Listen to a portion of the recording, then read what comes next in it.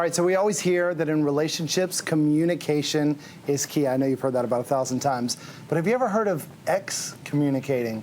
It may not mean exactly what you think it means. Psychologist Susan Orenstein is here to help us differentiate between the two. Hey, Dr. Orenstein. Hi, nice to see you again. Good seeing you again. Thanks for coming on the show. But you got to explain to me this term that you've kind of coined, excommunicating.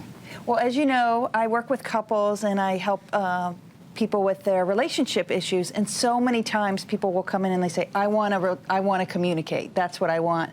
But they're communicating all the time. They're excommunicating. And I just use that as kind of a fun expression because they're communicating in a way that makes people want to distance from them. Instead of building closeness, they build distance and conflict. So why do we use this tactic?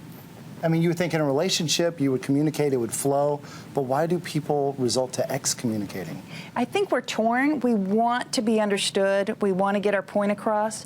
But at the same time, we are afraid that if we are clear and direct and we say what we mean and we mean what we say, that we'll get rejected. And so we have different layers of communication where we kind of hide our real communication in different kind of wrapping that gets very confusing. From fear of rejection? From fear of rejection.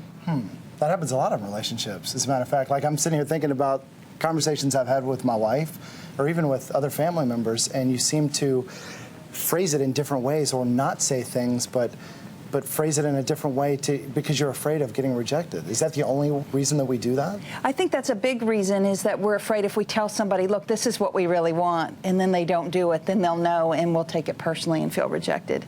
Then there's a flip side. Sometimes I hear people say, well, if I tell them what I want, if I tell my husband what I really would like is flowers, and he brings it to me, then he didn't think of it.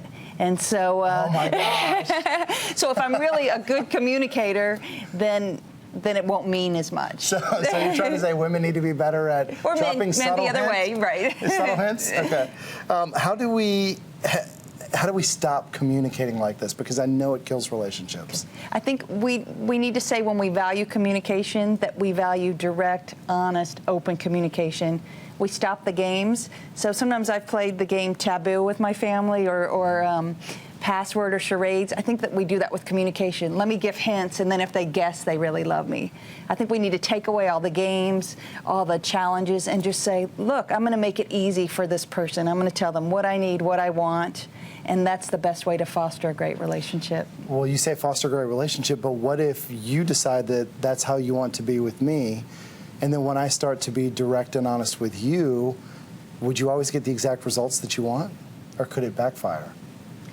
I think then you know if you're going to have an argument, then you'll at least be arguing about something that's real.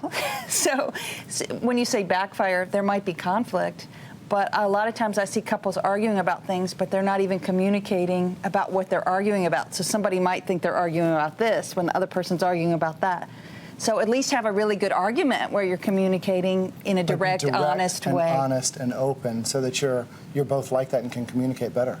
And that you can get to the other side. That's great. Thank you so much. Every time you come on here, I love talking to you. It's my pleasure. If you guys need advice, if you want to start working on your lines of communication before it's too late, set up an appointment at orensteinsolutions.com. All right, so ask yourself this question: what would